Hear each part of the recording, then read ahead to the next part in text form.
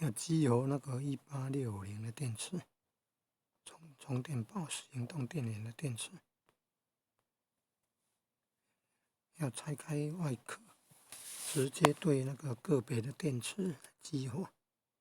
有用电表量过电压，有问题，明显太低了，长时间没有充电饿死了。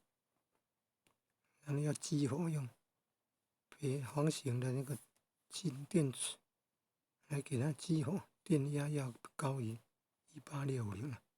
这个方形的3.7伏特左右了，要给那个18650的电池激活。